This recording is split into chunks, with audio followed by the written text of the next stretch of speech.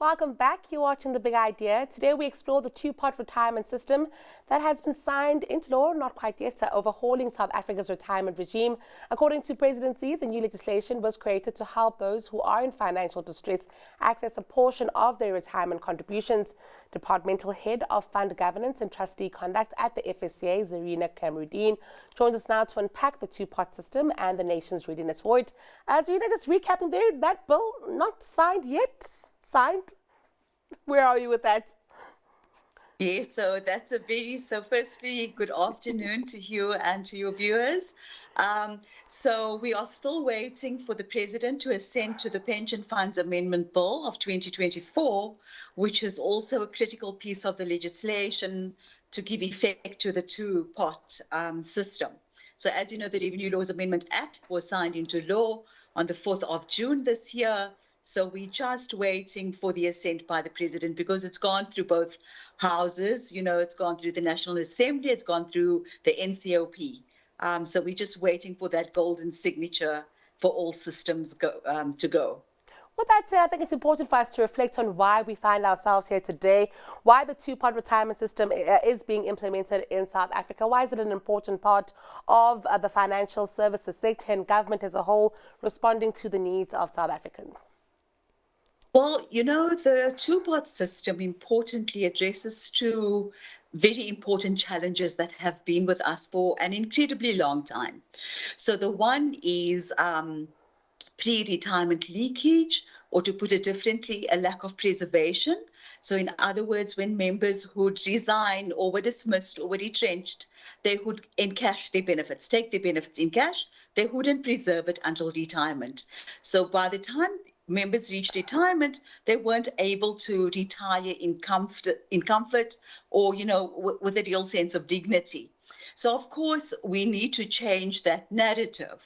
And Treasury has attempted to do that. I mean, since 2012, they've been on a journey, to basically incorporate preservation in the retirement reform journey. And hence we saw, for example, the default regulations that were enacted in 2017, and as well as the annuitization of provident funds in 2021. But this is a massive reform because what this two-pot system now does is that it creates the two pots and in effect the three pots. So you're going to have the retirement pot, which will have to be compulsorily preserved, and that contains 2/3 of members' contributions, and the 1/3, which is the access pot or the savings pot, members may have access to that initially on a seeding basis because 10% seeding from the vested pot is allowed, and that's your third pot, up to a cap of 30,000 Rand initially.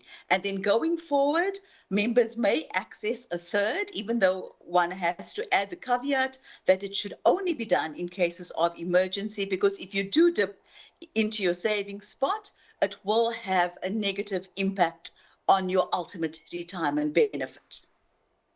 Also interesting here because, of course, the issue of, a pre-retirement leakage is an important part of South Africa's story.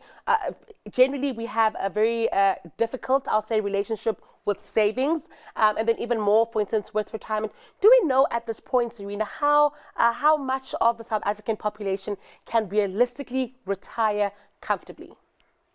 Well, sadly, that statistic has not moved for several years.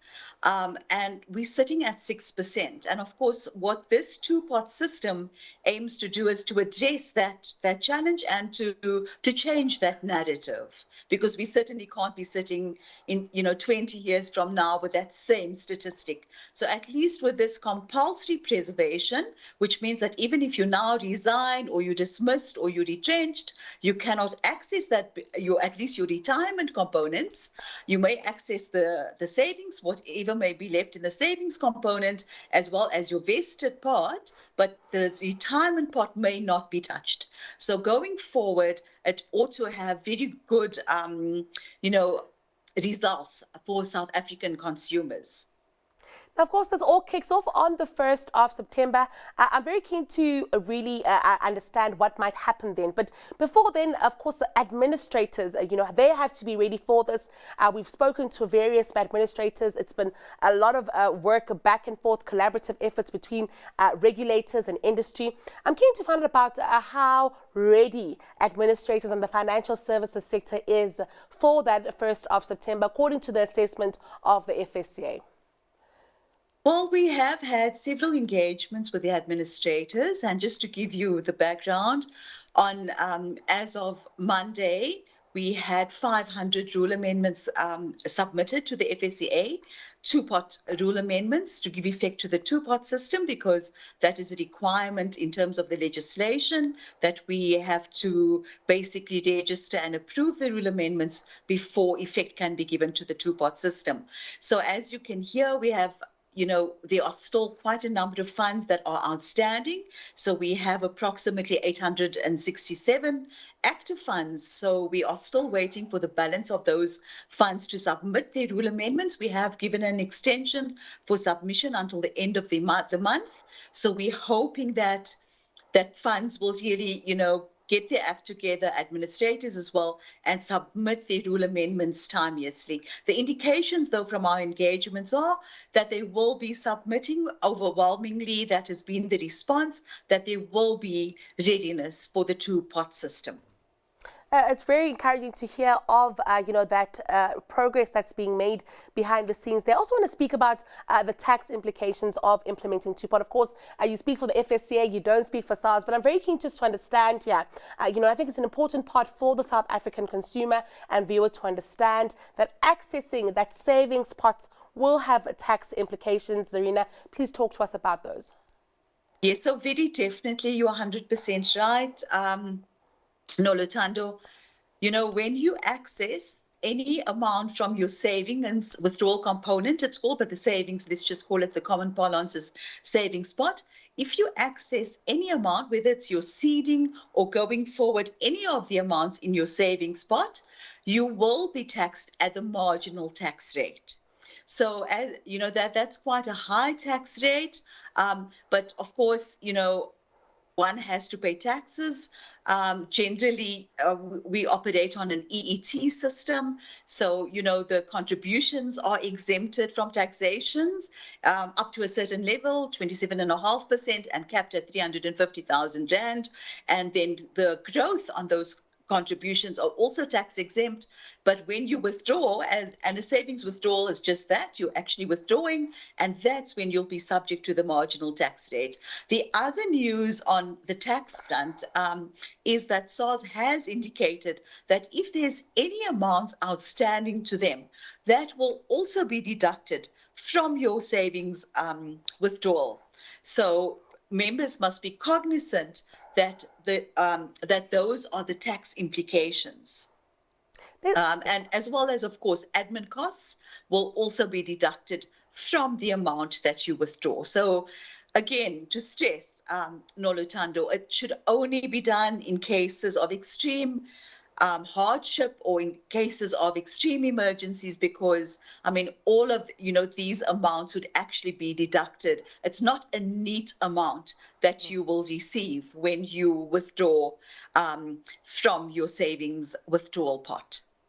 Also interesting here, there are, of course, limitations as to how much can be withdrawn. Let's talk about that. Are these annual limitations? How much is that amount? There's Zareena, how do we make sure that one qualifies to withdraw from their savings pot? Okay, so the initial amount, as we discussed, you have, as I said, these are three pots.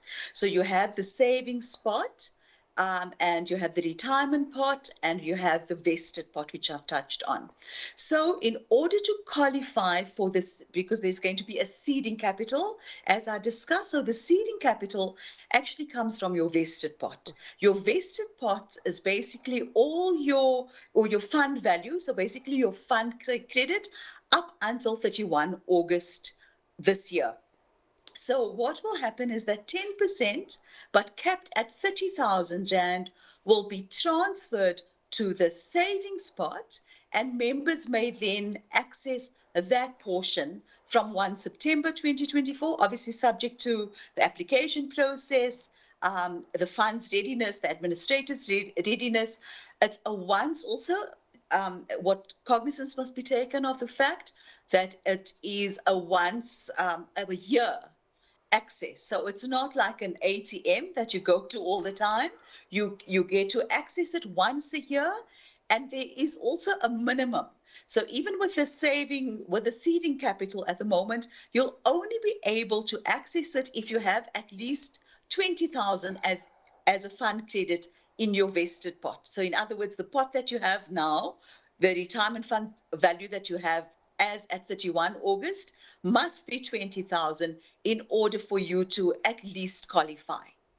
But even if you have 1 million, maybe just to also make that point, even if you were lucky enough to have, say, R1 million in your vested pot as at 31 August, the amount is still capped at 30,000 rand. Also, what's interesting here, I think, Zareena, to understand is various people, based on how they're employed, kind of save up for retirement in different kinds of products. There's an old school pension fund, which we might understand it, which is more of an employee benefit. But there's other retail products, RAs, there's preservation funds here. Do these rules cut across, all kinds of savings? And does it matter if one might have savings with various different companies here? What will the comprehensive picture change as a result? Well, it cuts across. So whether you are in an occupational fund, which, if we're working generally in your corporates, or you're working wherever you may work, there may be an occupational fund. And then you may also have, in addition, or some people may, if they, for example, entrepreneurs or on their own, have these retail retirement annuity funds, etc. But it cuts across. So it is applicable to all funds apart from your beneficiary funds, which makes sense, and apart from your unclaimed benefit funds. So it really cuts across all funds. We've spoken about and another caveat, but there are certain carve-outs. So legacy retirement annuity funds, those are your old generation funds, retirement annuity funds, for example, if they meet the criteria that we're going to be setting in terms of the definition of the determination that we'll be issuing, they will also be excluded from the process. But barring those ones, every other fund will be subject to the two-pot system. You have given us, great information there about tax possibly coming in to maybe eat into that withdrawal. Administrators can also charge fees, right, Zareena? That would be something that is well within their rights. And of course, each administrator would decide as an individual company how they carry that through. Yes, that is the case, even though, of course, from the side of the regulator, we would hope that the fees are reasonable and so that members aren't, put in a disadvantaged position. Because remember, Noluthando, if you cast your mind back, you'll probably have seen this or know this, that, the reason that the catalyst, rather, to this retirement reform was also because COSATU had called for it, given that members were experiencing severe hardship, which became more pronounced during COVID, and which, according to the labour federations, has not really, improved that much. And that's why this is still needed. This access is still needed. So one hopes that, that when there are fees charged, that it's within the realms of reasonability. But you are 100% correct, Noluthando. It may differ from fund to fund, from administrator to administrator. Indeed, that will be the case. As the regulator, are you concerned at all about any parts of the implementation of this come the 1st of September? We've spoken about readiness, of course, but of course, it might also result in money really being moved around the system, maybe on the 31st of August, to really create maybe physically these actual pots. Anything of your concern there for you, Zareena, as the FSCA? Well, I think our concern is that the rules should be submitted, Noluthando, timeously, that is a big concern because, as I said, we've got about 58% compliance at the moment. So, of course, the corollary of that is that 42% of funds still have to submit, the rule amendments. But of course, we will be taking, steps to ensure that that happens. As I said, we've also issued a further communication to say you're welcome to submit your rule amendments, but up until the end of the month to give us enough time to process. What we're also hoping,